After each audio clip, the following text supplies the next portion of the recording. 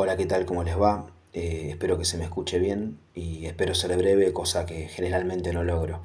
Pero el motivo de este video es ratificar lo que ya dije tanto en mi Twitter, yo le sigo diciendo Twitter, como en mi blog, que es llamar a la paz en Medio Oriente. Por supuesto que yo no soy nadie, lo hago desde mi humilde lugar como ciudadano de a pie, pero creo que tanto la nación israelí como la nación iraní tienen raíces milenarias y deben aprender a convivir en la diferencia, ¿no? Pero creo que las posturas radicalizadas de ambos gobiernos, tanto del gobierno israelí como del gobierno iraní, no contribuye a que puedan convivir en la diferencia, ¿no?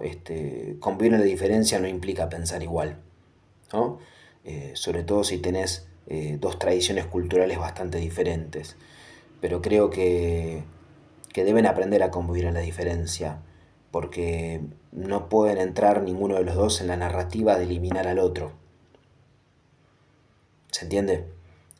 Creo que deben aprender a convivir eh, y, que, y que deben salir de las posturas radicalizadas que sostienen sus gobiernos actualmente, ¿no? Yo no pido un cambio de gobierno, no me voy a meter en los asuntos internos de otro Estado, lo único que pido es un llamado a la prudencia, a los gobiernos existentes en, en Israel y en Irán.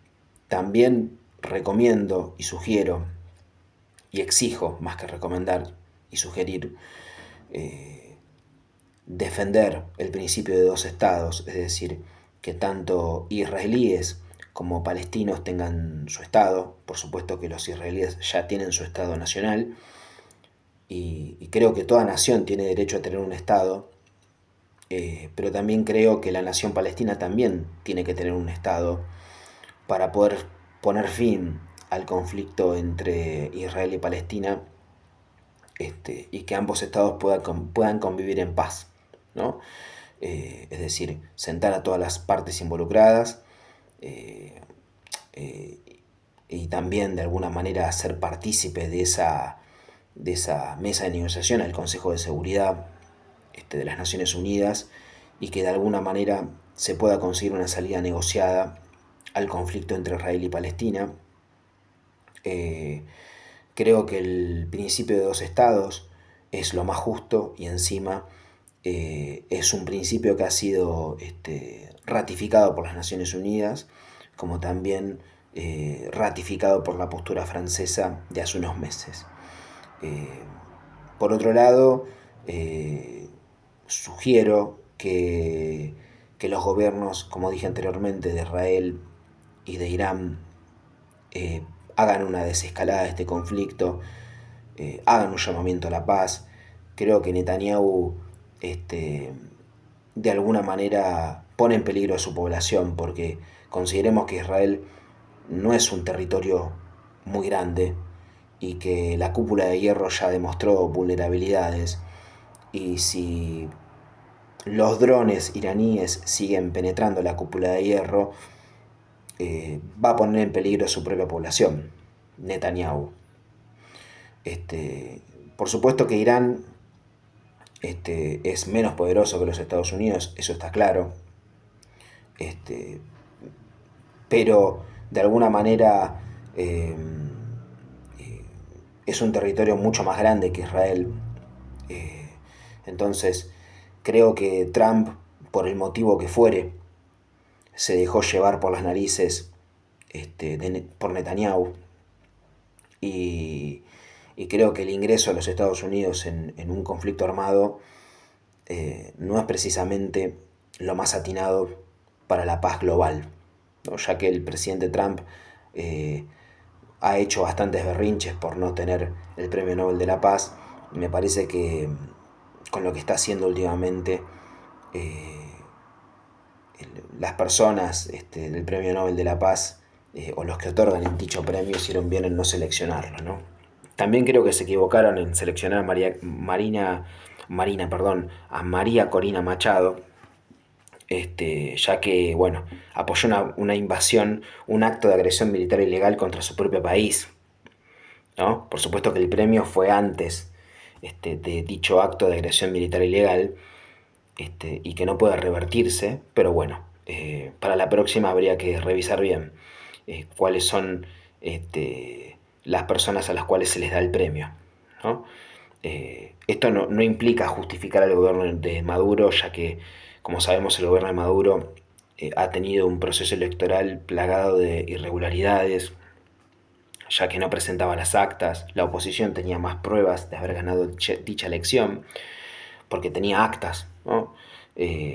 O pruebas, mejor dicho, ¿no? Para ratificar o certificar que había ganado, pero pese a ello, digamos, está claro que un acto de agresión militar ilegal es repudiable, lo haga Estados Unidos contra Venezuela, Irán o cualquier país del mundo, o lo haga Putin con Ucrania, ¿no? Como lo hizo en 2022, con un acto de agresión militar ilegal, como también lo hizo, como también violó, quiero decir, el derecho internacional con la anexión ilegal de Crimea, ¿no? Del año 2014. Y creo que los argentinos tienen que tener una coherencia estratégica en el respeto por el derecho internacional, porque no nos olvidemos que nuestro país, la República Argentina, basa su reclamo sobre Malvinas en el derecho internacional. Entonces, eso exige, desde mi punto de vista, una coherencia estratégica. Por eso creo que el realismo periférico a veces deriva en un seguidismo acrítico.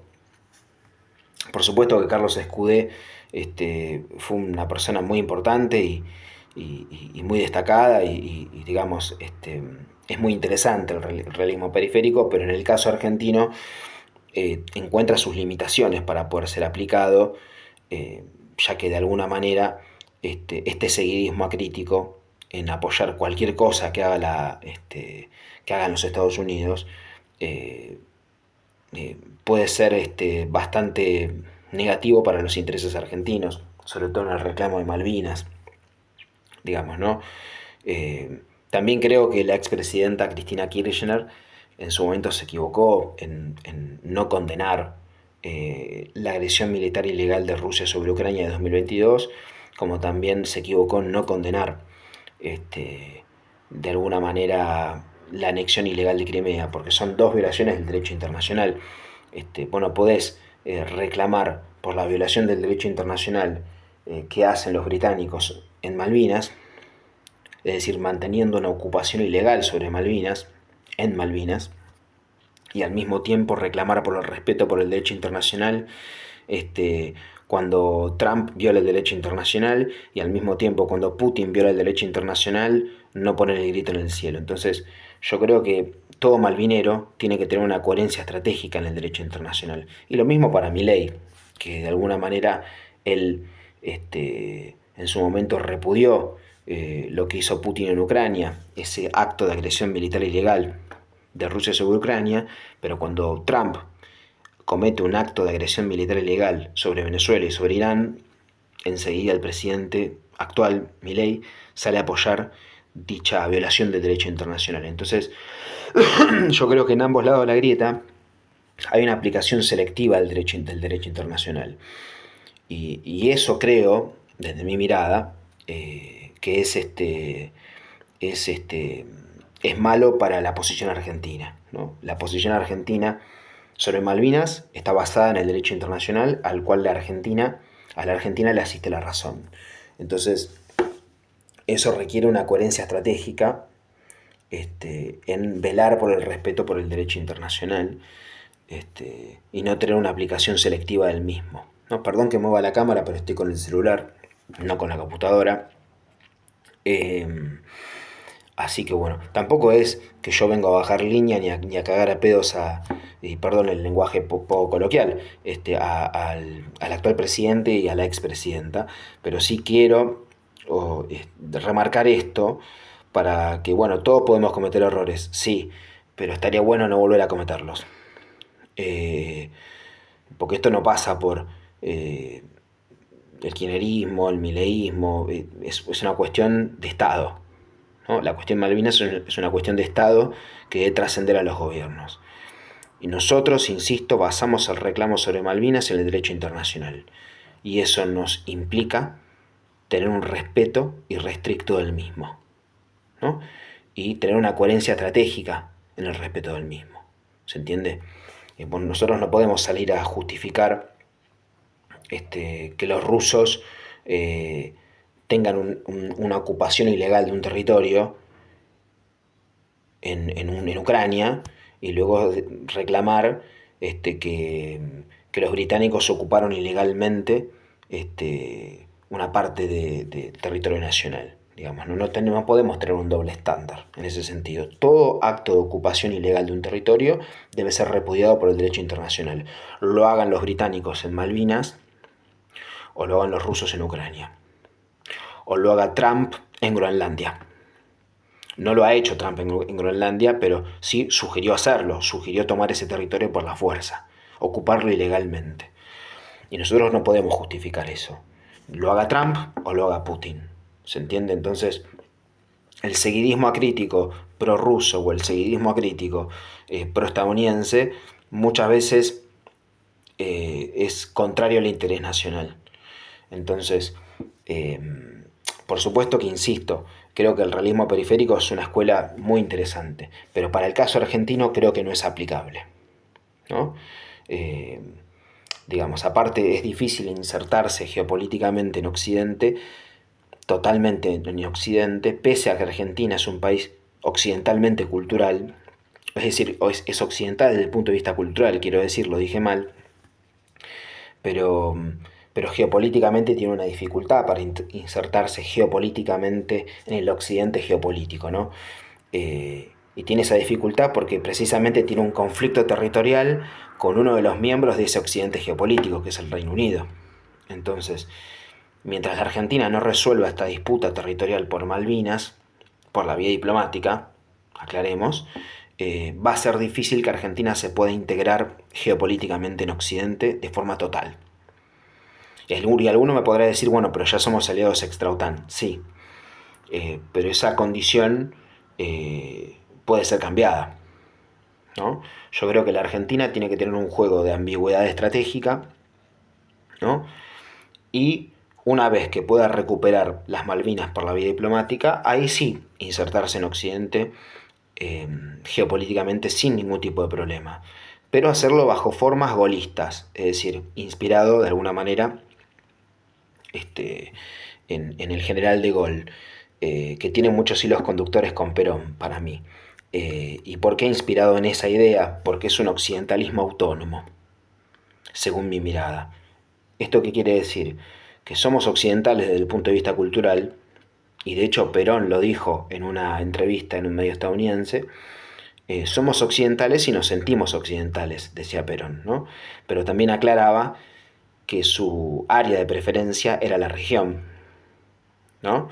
Es decir, es un autonomista regionalista, ¿no? Y De Gaulle también es un autonomista y regionalista. Y cuando De Gaulle viene a la Argentina, Perón dice, recíbanlo como si fuese yo, ¿no? Entonces, por supuesto que De Gaulle tiene formas republicanas, institucionales, y Perón tuvo algunas formas populistas, como el culto a la personalidad del líder en Manuel Escolares, cosa que creo que se equivocó en eso, ¿no?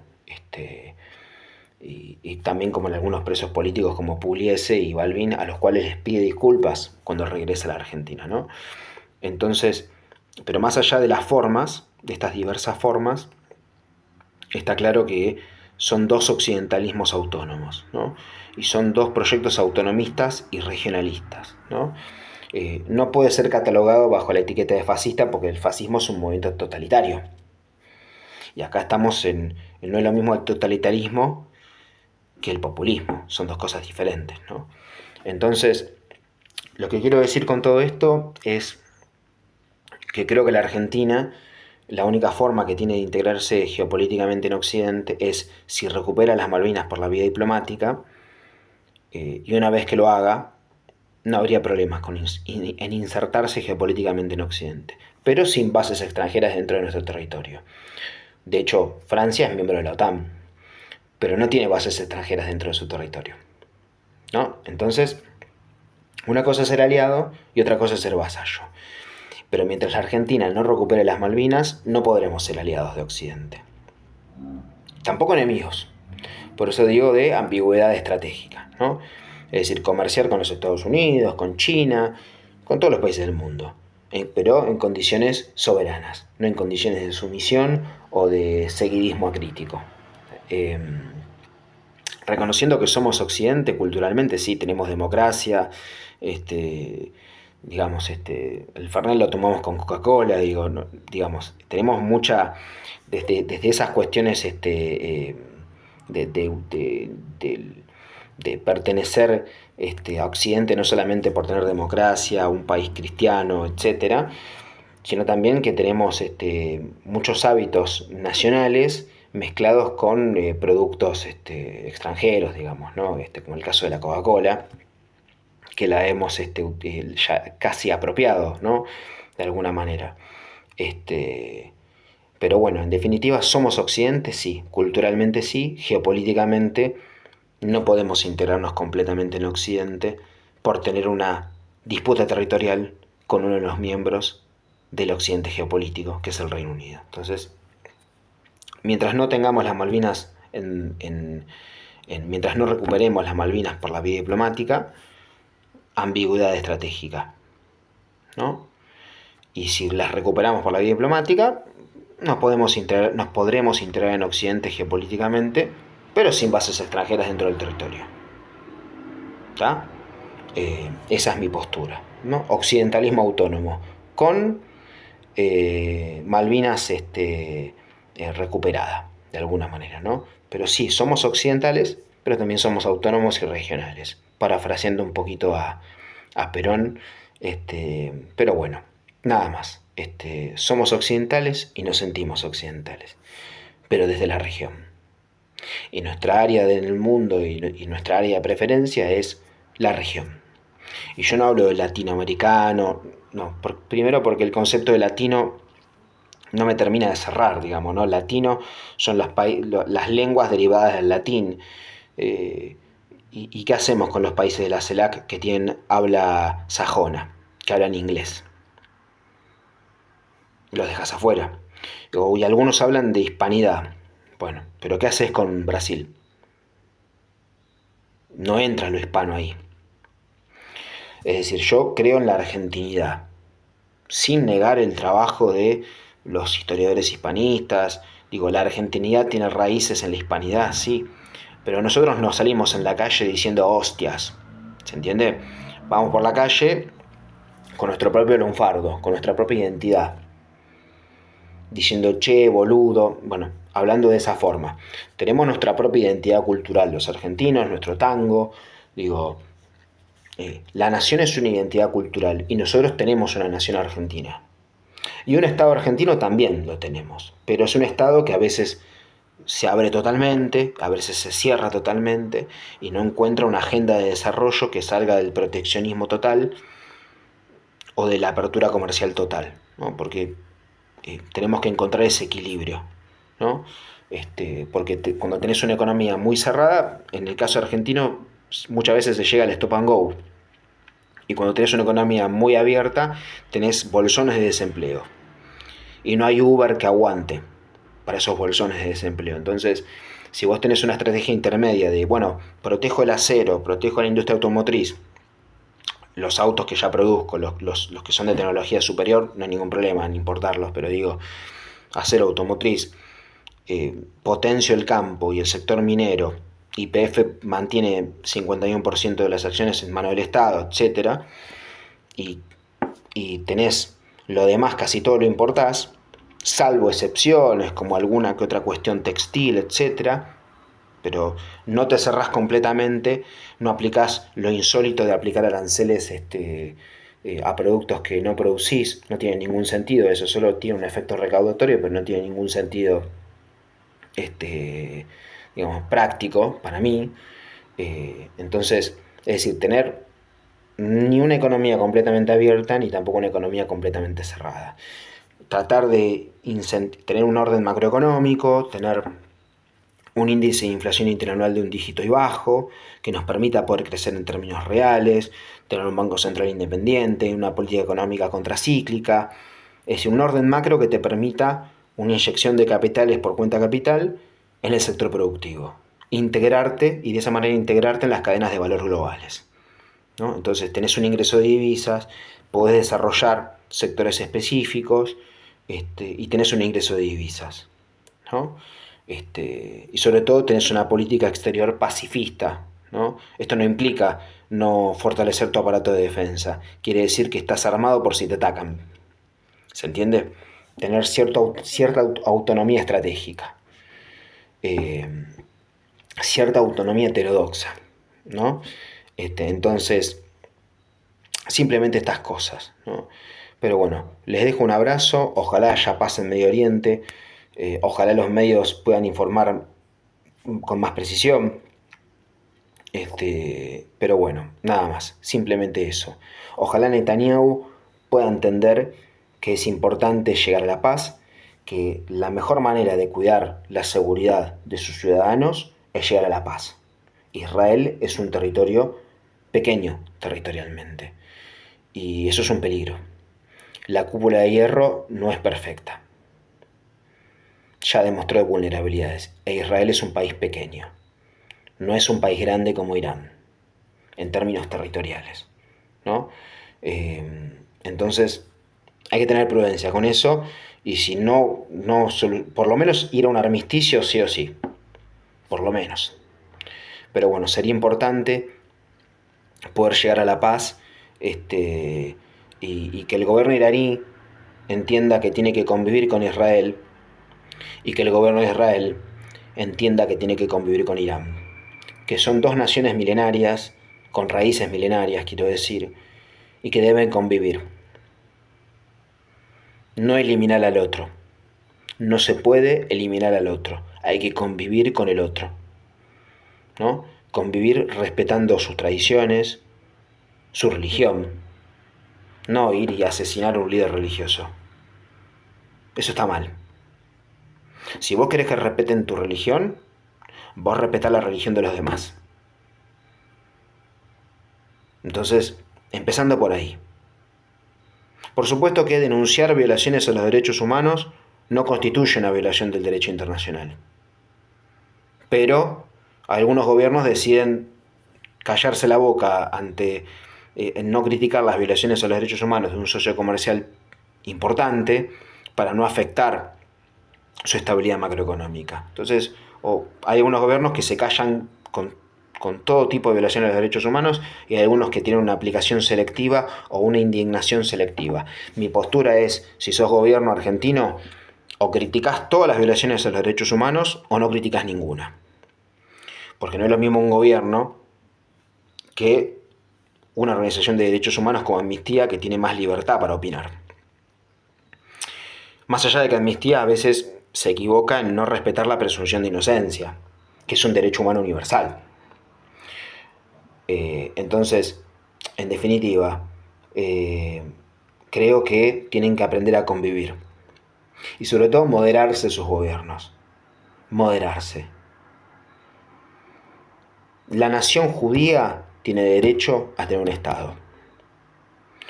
La nación palestina también.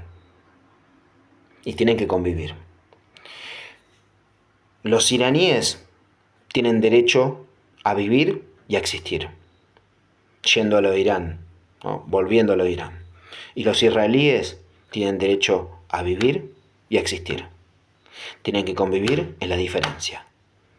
No se puede eliminar al otro. Y la mejor manera de proteger a la nación israelí es no ir a la guerra. Hoy es no ir a la guerra. Entonces les recomiendo a Netanyahu, si quiere proteger a la nación israelí y a los habitantes del Estado israelí, que no vaya a la guerra, que termine con la guerra. Y lo mismo le digo a Irán, que baje la escalada. Y alguno me podrá decir, no, porque Argentina tuvo un atentado en la AMIA y en la Embajada de Israel por parte de Irán. En la justicia argentina están imputados los iraníes, están imputados. Cuando tengan una condena firme, yo seré el primero en decir fue Irán. Pero tienen que tener una condena firme. Porque si yo respeto el debido proceso y la presunción de inocencia.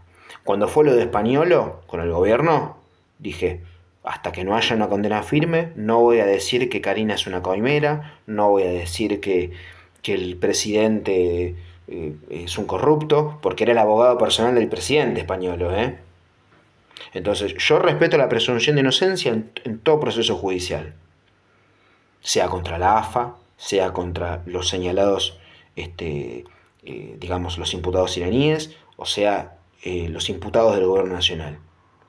Cuando haya una condena firme, yo a Cristina, en el caso de Cristina, esperé que haya una condena firme. Y ya la hay, la condena firme. Entonces, yo respeté el debido proceso siempre.